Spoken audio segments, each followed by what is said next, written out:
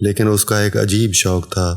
وہ ہر رات ایک نئی لڑکی کو محل میں بلاتا۔ سلطنت میں خوف و ہراس پھیل چکا تھا۔ لوگ اپنی بیٹیوں کو چھپانے لگے تھے، لیکن بادشاہ کے کارندے ہر جگہ پہنچ جاتے تھے۔ ایک دن بادشاہ کے سپاہیوں نے شہر زمرد سے ایک حسین اور ذہین لڑکی لیلا بنت حسان کو منتخب کیا۔ بسم اللہ الرحمن الرحیم۔ السلام علیکم ناظرین، اللہ سے دعا ہے کہ اللہ آپ کی زندگیوں میں آسانیاں پیدا کرے۔ لاکھوں کروڑوں درود و سلام نبی کریم صلی اللہ علیہ وآلہ وسلم کی ذات اقدس پر۔ ناظرین، پرانے زمانے میں سلطنت نجم آباد پر ایک ظالم بادشاہ سلطان جلال الدین کی حکمرانی تھی۔ وہ نہایت سفاک اور بے رحم تھا، لیکن اس کا ایک عجیب شوق تھا۔ وہ ہر رات ایک نئی لڑکی کو محل میں بلاتا، اسے کہانی سنتا اور صبح ہونے سے پہلے اسے قتل کروا دیتا۔ یہ سلسلہ مہینوں سے جاری تھا، ہر رات ایک نئی کہانی اور ہر صبح ایک بے گناہ لڑکی کی لاش۔ سلطنت میں خوف و ہراس پھیل چکا تھا۔ لوگ اپنی بیٹیوں کو چھپانے لگے تھے، لیکن بادشاہ کے کارندے ہر جگہ پہنچ جاتے تھے۔ جو بھی انکار کرتا اس کے پورے خاندان کو سزا دی جاتی۔ کوئی نہیں جانتا تھا کہ بادشاہ یہ سب کیوں کر رہا تھا۔ کچھ کہتے کہ وہ بچپن میں کسی المناک واقعے کا شکار ہوا تھا، کچھ کہتے کہ اس پر کوئی آسیب کا سایہ تھا، اور کچھ یہ کہ وہ محض ایک خونخوار درندہ تھا جو ظلم کرنے میں سکون محسوس کرتا تھا۔ ایک دن بادشاہ کے سپاہیوں نے شہر زمرد سے ایک حسین اور ذہین لڑکی لیلا بنت حسان کو منتخب کیا۔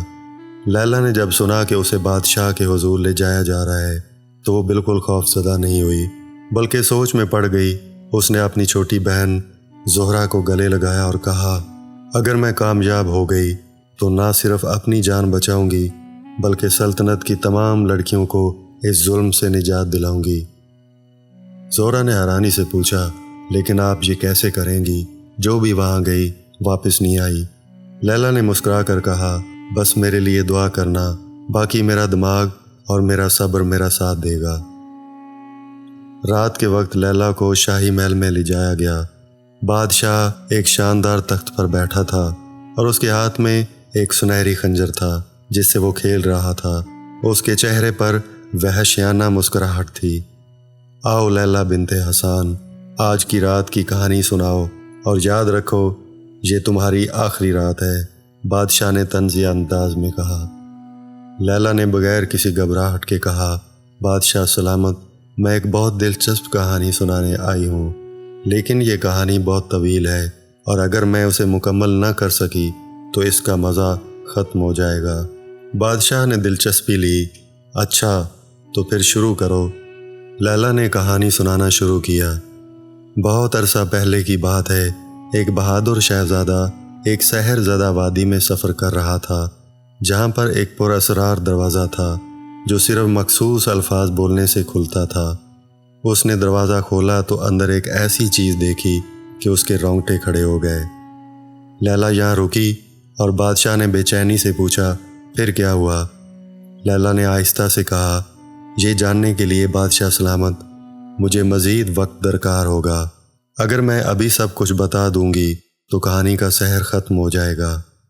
بادشاہ کچھ دیر سوچتا رہا اور پھر حکم دیا، ٹھیک ہے، تمہاری جان آج کے لیے بچ گئی، لیکن کل تم کہانی مکمل کرو گی۔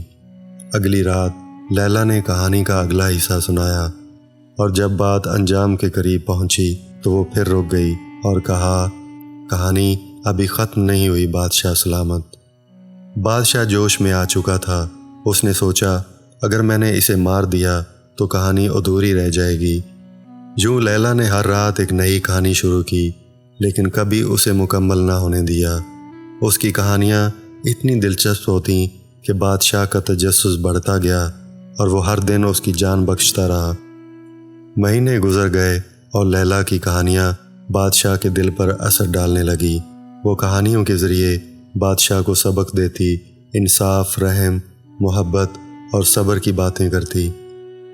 پھر ایک دن لیلا نے بادشاہ کو ایک اور کہانی سنائی۔ لیلا نے کہانی شروع کی، کہا جاتا ہے کہ ملک ظفر میں ایک بے رحم بادشاہ شاہ غضنفر حکومت کرتا تھا۔ जो लोगों पर जुल्म करता और किसी की फरियाद न सुनता। एक दिन एक फ़कीर ने उससे कहा, बादशाह सलामत, हर ताकतवर को एक दिन हिसाब देना पड़ता है। ये सुनकर बादशाह गुस्से में आ गया और उसने फ़कीर को कैद में डाल दिया। लेकिन कुछ दिनों बाद बादशाह बीमार पड़ गया और किसी दवा से भी वो ठीक नहीं हुआ। तब एक हकीम ने कहा, ये बीमारी दवा से नहीं दुआ से ठीक होगी। तब बादशाह को उस फ़कीर का ख्याल आया। बादशाह ने उस फ़कीर को बुलवाया और उससे इल्तजा की कि वो उसके लिए दुआ करे। फ़कीर ने बादशाह को देखकर कहा, मैं तुम्हारे लिए दुआ नहीं कर सकता क्योंकि तुमने बहुत जुल्म किए हैं। सिर्फ वही लोग तुम्हारी मदद कर सकते हैं जिन पर तुमने रहम किया हो। ये सुनकर बादशाह सोचने लगा, लेकिन उसे कोई ऐसा शख्स न मिला जिस पर उसने रहम किया हो। वो रोने लगा और बोला, काश मैंने कभी किसी के साथ भलाई की होती, लेकिन अब बहुत देर हो चुकी थी।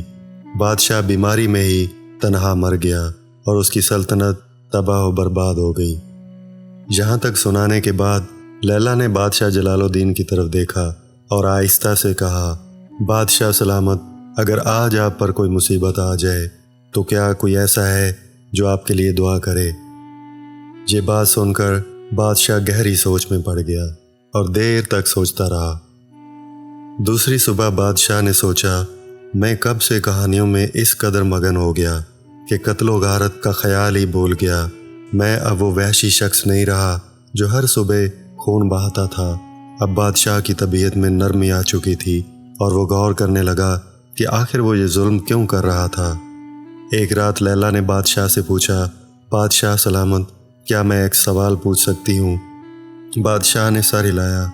आप हर रात कहानी सुनते हैं और सुबह लड़कियों को कत्ल कर देते हैं, लेकिन क्या आपने कभी सोचा कि ऐसा क्यों करते हैं। ये सुनकर बादशाह के चेहरे पर परेशानी छा गई।